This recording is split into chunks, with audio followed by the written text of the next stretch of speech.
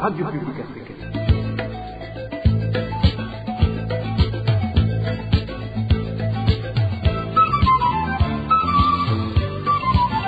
Radio Publique Africaine.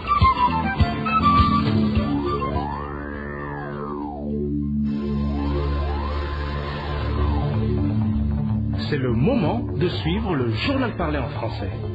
À la présentation, Eloge Divin et Mécha. Lundi 23 juin 2025, bonsoir et bienvenue dans ce journal. Tout de suite, les grands titres.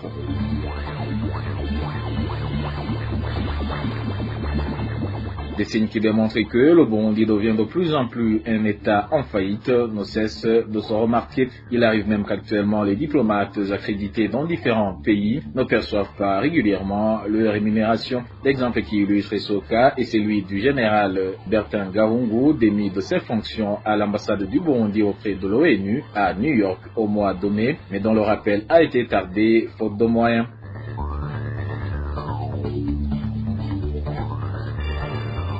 Et puis les habitants de la colline Gabiro-Ruviagira située en commune de Rugombo, province de Cibitoke, demandent justice à un voisin qui a été violenté sur ordre d'un député originaire de la province de Cibitoke, qui lui reprochait d'avoir utilisé l'eau lui appartenant pour irriguer son champ.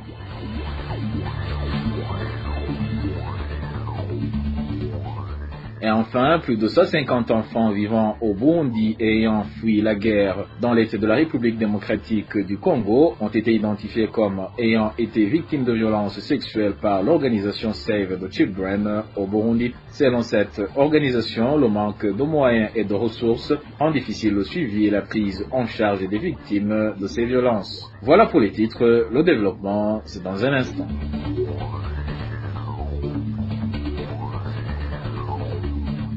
Page de sécurité pour commencer, les proches de 5 personnes arrêtées aux allures d'enlèvement il y a 3 mois en mairie de Bujumbura en province de Gitega s'inquiètent pour leur sécurité. Selon nos sources, les familles n'ont qu'une information depuis leur arrestation par des personnes soupçonnées d'être des agents du service national de renseignement. Balthazar Miwuro nous fait le point. Chrysostome Chiza de la zone Ngagara, Ndikumana Emmanueli de la zone Nyakabiga, Jolie Hatungimana de la zone Cibitoke et Mourembone Fidèle sont tous portés disparus dans la période du 19 mars au 2 avril à mairie de Bujumbura. Aucune trace d'eux depuis 3 mois de leur famille. Emmanuel Fitier est une 5e personne enlevée durant la même période par des agents du service national des renseignements dans la province de Gitega, nord-ouest de son domicile. Mis à part l'information ayant circulé, selon laquelle la famille de Fitier aurait appris qu'il serait détenu au siège du service national des renseignements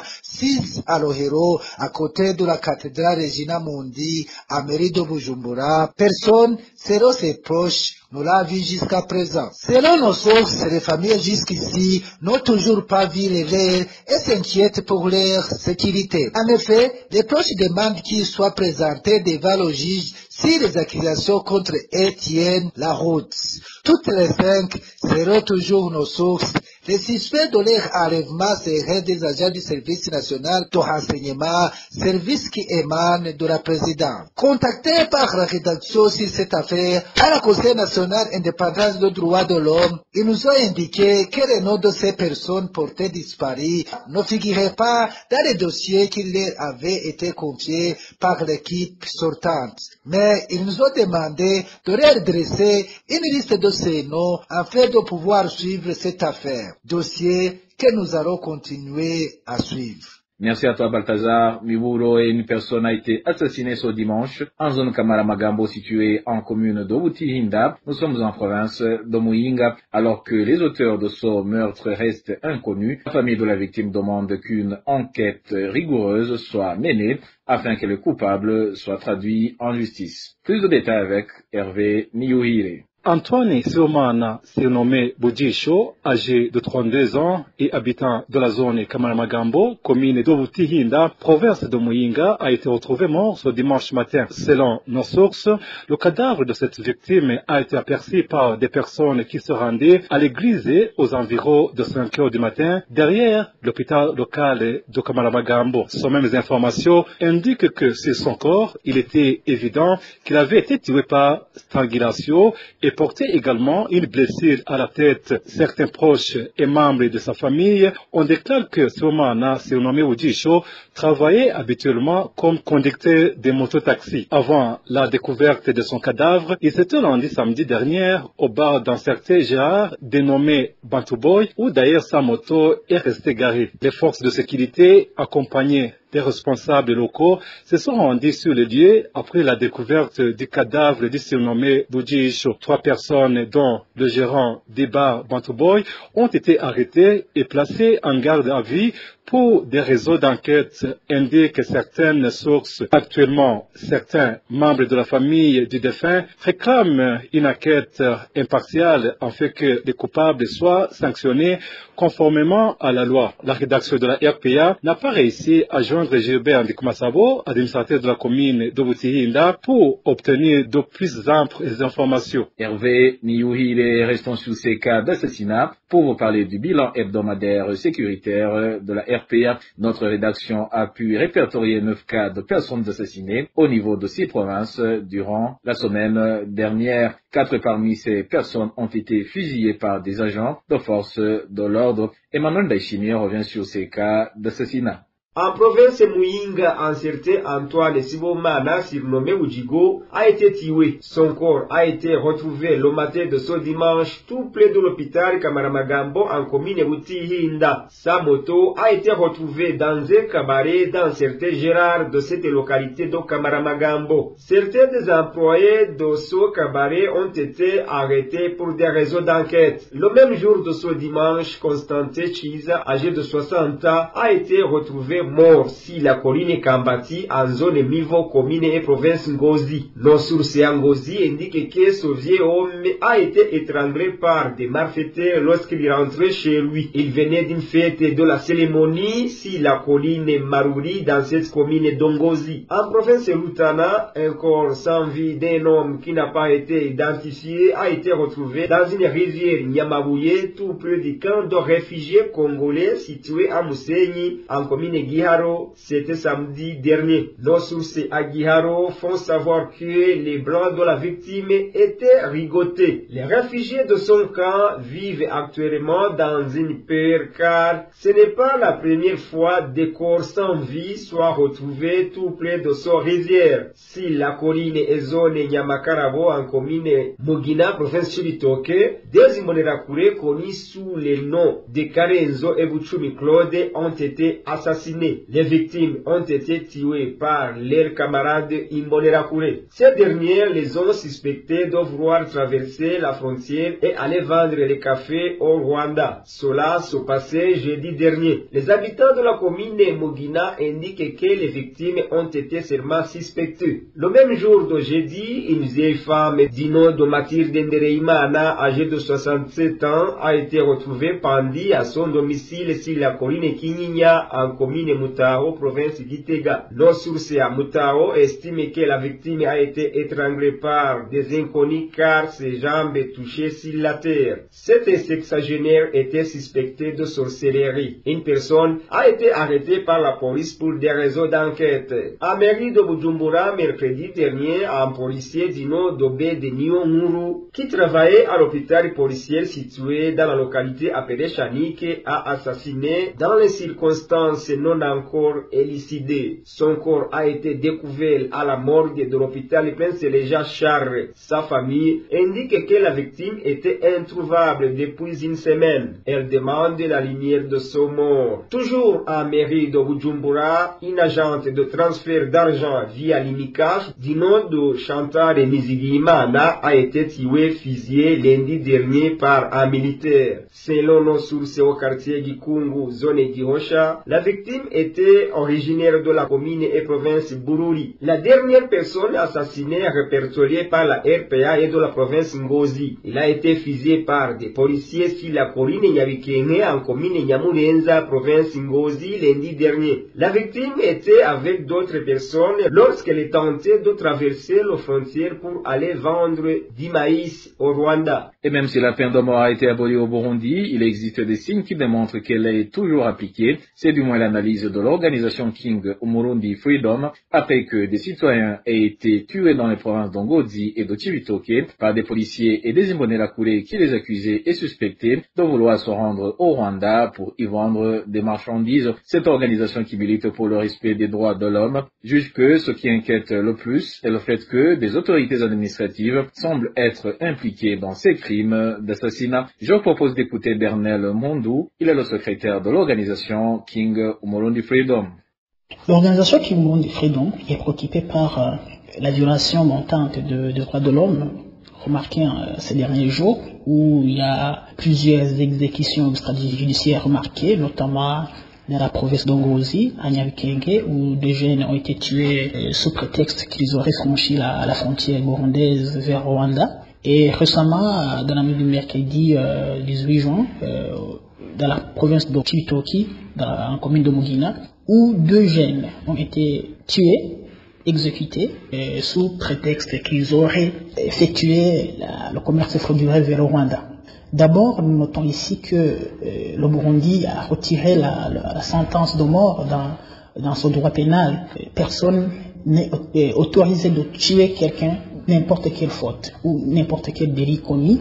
Et puis, à la population burundaise, nous la mettons en garde que, au moment où nous assistons silencieusement les exécutions extrajudiciaires, l'enlèvement de la vie, sans rien dire, personne n'est à l'abri. Au moment où ils sont en train de tuer les gens, sans rien dire, nous autres, ça va nous retourner. Nous serons aussi tués un jour. Alors, à ces jeunes qui sont en train de tuer les gens, comme ça, parce qu'ils sont protégés par l'un ou l'autre autorité, politique ou autorité locale, sincèrement, on peut les mettre en garde que le moment change. Il y aura le moment où le Burundi aura un pouvoir judiciaire capable de juger selon la loi, où ces gens qui sont en train de tuer les gens seront condamnés un jour. Même ceux qui les protègent, qui coordonnent les assassinats, les exécutions extrajudiciaires seront aussi condamnés un jour. Poursuivons ce journal par la page Droits de l'homme. Un citoyen originaire de la colline Gabiro Ruvyagira, se trouvant en commune de Rugombo, province de Cibitoke, a été violenté dans la nuit de vendredi à samedi. L'agression a été ordonnée par un député du nom de Justin Niobuhungiro. D'après des sources locales, la victime a été punie pour avoir utilisé l'eau appartenant à ce parlementaire pour irriguer son champ. Des précisions avec David Claude Bananayo. Cet habitant qui a été violemment passé à tabac est connu sous le nom de Gahungu Emmanuel, originaire de la colline Gabiro Ruvyagira dans la commune de Rugombo. D'après nos sources, les faits ont débuté lorsque Gahungu Emmanuel irriguait son champ de riz situé à proximité du champ des palmiers appartenant au député Justin Niobuhungiro. L'eau utilisée a été considérée comme réservée à ce dernier. Informé par ses employés, le député a alors donné l'ordre de le faire ramener à son domicile afin de le corriger. Gahungu Emmanuel était en train d'irriguer son champ lorsqu'il a constaté que les employés du député utilisaient et aussi l'eau provenant des canaux servant à son exploitation. Il s'est alors insurgé en déclarant qu'il n'était pas acceptable qu'une ressource partagée par tous soit accaparée par une seule personne. Les Imbonerakure ont immédiatement contacté leur chef, lequel leur a donné l'ordre de l'amener à son domicile. Ils l'ont violemment passé à tabac avant de l'abandonner derrière la clôture de la propriété. Nos sources rapportent également que des membres de la famille de Gahungu, alertés de la situation, se sont rendus à son chevet et l'ont trouvé dans un état alarmant. Conscient que l'affaire prenait de l'ampleur, le député Justin Niobuhungiro, surnommé Rubassa, a fait acheminer une ambulance pour transférer la victime vers son centre de santé. Toutefois, l'état de santé de Gahungu Emmanuel demeure très critique selon nos informations. Les habitants de la commune Rugombo condamne fermement cet acte, s'indignant qu'un représentant du peuple puisse être à l'origine d'une telle atteinte à l'intégrité physique d'un citoyen. Nous sommes profondément choqués de constater qu'un citoyen puisse être ainsi battu sur ordre d'un homme censé le représenter au sein du Parlement et un élu qu'il a lui-même choisi et que ce dernier se retourne aujourd'hui contre lui au point de le mettre gravement en péril, sa santé et son intégrité physique. La famille de la victime réclame son transfert vers un établissement hospitalier mieux équipé afin qu'il puisse bénéficier d'examens médicaux approfondis et de soins adaptés. Il exige également que le député Justin Nyobohungiro, alias Lubasa, soit poursuivi en justice pour avoir gravement compromis la santé et la vie de Gahungu Emmanuel. La rédaction de la RPA n'a pas réussi à joindre par téléphone le député Justin Nyobohungiro pour recueillir sa réaction aux allégations portées contre lui. Non plus, nous n'avons pas pu joindre Gilbert Manelakiza, administrateur de la commune de Lugombo. Et je vous le disais en titre, le général Bertin Gahungu, chargé de la sécurité à l'ambassade du Burundi auprès de l'ONU, a été démis de ses fonctions au mois de mai dernier. Des informations en provenance du ministère de la coopération internationale du Burundi indiquent que la destitution de ce général a aussi manifesté que l'État burundais est en faillite dans la mesure où son rappel a été tardé à être exécuté, faute de moyens de l'État. Janvier Nininazwe nous fait le point. Le général de brigade de police Bertin Gahungu, resté à l'ambassade du Burundi à New York auprès de l'ONU depuis la fin de l'année 2021. Depuis mai 2025, c'est-à-dire 4 ans après, il a été rappelé par Gitega suite aux conflits internes au sein des ténors du parti CNDD-FDD. La décision est tombée alors que le général de brigade de police Bertin Gahungu était dans une pauvreté sans précédent et très endetté, à tel enseigne qu'il ne parvenait pas à quitter New York. Selon notre source au sein du ministère des Affaires étrangères et de la coopération internationale, les diplomates burundais accrédités à l'étranger vivent dans la misère pécuniaire et vivent des dettes contractées auprès des Burundais qui vivent dans les pays où ils sont admis. Cette autorité nous a révélé que les diplomates burundais peuvent passer 4 mois sans percevoir leur salaire ou encore autres frais divers dans l'accomplissement de leur mission. C'est son manque de moyens qui a alors fait que la mise en application de la décision de rappeler le général de brigade de police Bertin Gahungu soit retardé, surtout qu'il était tellement endetté dans la ville de New York. L'un des proches de ce général a indiqué à la RPA que le général de brigade Bertin Gahungu avait une semaine pour atterrir sur Bujumbura, mais ce dernier a catégoriquement refusé d'obtempérer compte tenu de multiples dettes à sa charge jusqu'aux établissements scolaires où étudiaient ses enfants. Le général de brigade Bertin Gahungu s'est adressé à son chef hiérarchique, ambassadeur Zéphirin Manila Barusha, pour qu'il soit régularisé de 4 mois d'arriérés de salaire afin qu'il paye $7,000 à l'école de ses enfants, mais en vain. Le climat a alors été tendu puisque même les billets d'avion que le ministère de la coopération internationale avait payés pour lui ont été sans utilité. Une autorité du ministère des Affaires étrangères a indiqué à la RPA que le général de brigade Bertin Gahungu aurait voulu demander asile aux États-Unis ou encore au Canada, mais le ministère des Affaires étrangères a aussitôt résilié le contrat de travail avec le général. Bertin Gahungu expliquait qu'il ne pouvait pas quitter New York avec toutes ses dettes à sa charge, ce qui pouvait créer un incident diplomatique. Toutefois, selon une source proche du général de brigade Bertin Gahungu, ce dernier serait déjà rentré à Bujumbura. L'un des diplomates burundais accrédités à l'étranger, qui s'est confié à la RPA, a indiqué que Gitega opère actuellement comme un État en faillite et déplore le fait qu'un diplomate vit des dettes qu'il contracte auprès des Burundais rencontrés dans le pays de sa représentation. À ce sujet, la RPA n'a pas pu joindre Albert Shingilo, le ministre des Affaires étrangères et de la coopération internationale. Et en page d'éducation, la Fédération nationale des syndicats du secteur de l'enseignement et de l'éducation, FENASEB en sigle, est préoccupée par la détérioration de l'apprentissage à cause de nouveaux programmes contenant plusieurs lacunes dans l'enseignement fondamental. Dans une déclaration sortie ce lundi 23 juin 2025, Antoine Manouma, président de la FENASEB, indique que la combinaison de certaines disciplines bloque les enseignants, ce qui s'ajoute à la langue d'enseignement, le français, qui n'est pas bien maîtrisé. Je vous propose d'écouter Antoine Manouma, il est le président de la FENASEB.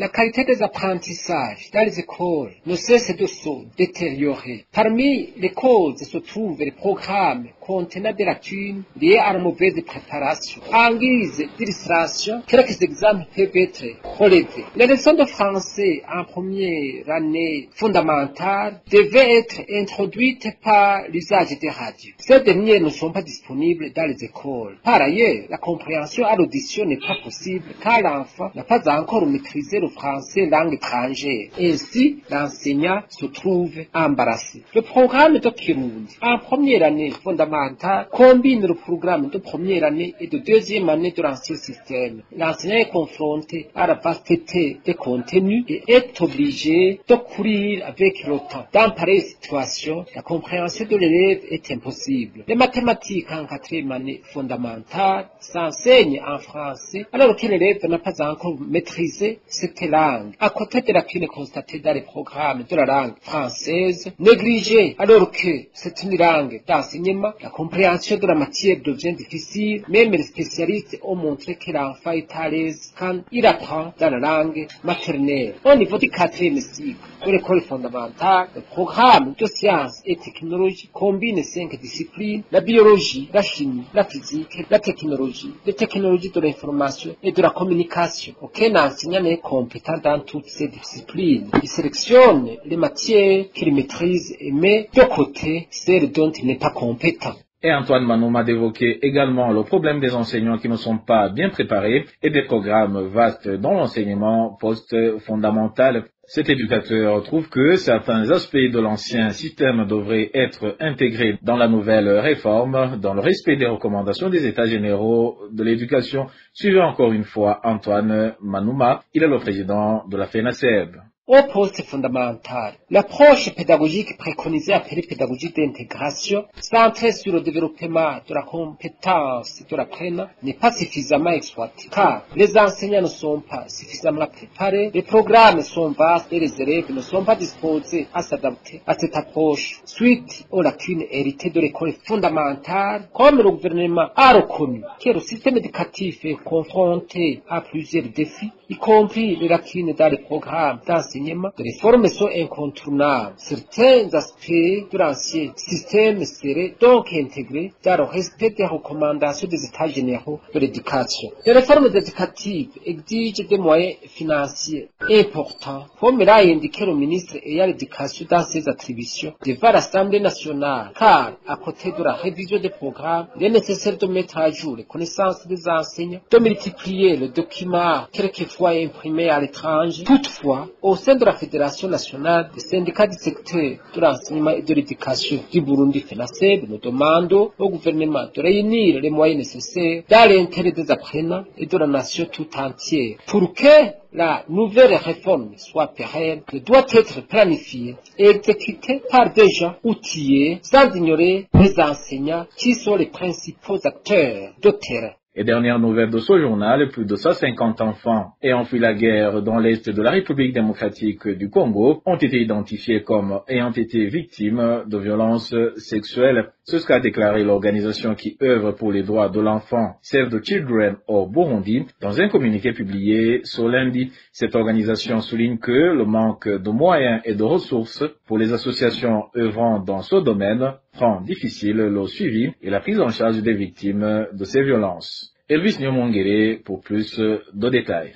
Depuis le début de cette année, 172 enfants ayant fui la guerre encore dans l'est de la République démocratique du Congo ont été identifiés par l'organisation Save the Children comme victimes de violences sexuelles. Ce chiffre, selon l'organisation, est 3 fois plus élevé que celui enregistré l'année dernière. Parmi ces enfants victimes, certains ont fui saler les familles. Save the Children indique que ces enfants ont subi de graves atrocités, certains ayant été violés devant les parents, d'autres ayant été violés en même temps que les parents. L'organisation souligne que ces enfants victimes de violences sexuelles ne sont pas suivis médicalement ou psychologiquement, ce qui risque de les plonger dans un état de traumatisme, de les faire perdre confiance en eux-mêmes, de les pousser à s'isoler et à se refermer sur eux-mêmes. Il ajoute également que d'autres enfants réfugiés victimes d'abus similaires n'osent pas en parler par peur d'être rejetés par la communauté. Avant, les réfugiés victimes de violences sexuelles recevaient à l'arrivée des produits de première nécessité notamment pour l'hygiène. Cependant, cela n'est plus le cas dans les centres d'accueil pour réfugiés venus de la RDC, selon Save the Children. Cette situation est due à la suspension des aides allouées aux organisations humanitaires œuvrant dans ce domaine. Dans son communiqué, Save the Children conclut en indiquant que cette suspension de l'aide a interrompu de nombreux projets d'assistance tels que les soins ou la protection des personnes ayant subi les conséquences de la guerre et lance un appel à la communauté internationale pour qu'elle vienne en aide à ces enfants vivant dans ces conditions très difficiles. Et voilà, chers auditeurs de la radio publique africaine, c'est par ce reportage d'Elvis Niomongere que le journal de ce 23 juin 2025 se termine. Merci pour votre écoute et je remercie également mes collègues de la rédaction et ceux de la technique pour leur parfaite collaboration. Au micro, vous étiez avec Éloge Divin Remécha. Je vous souhaite une excellente soirée.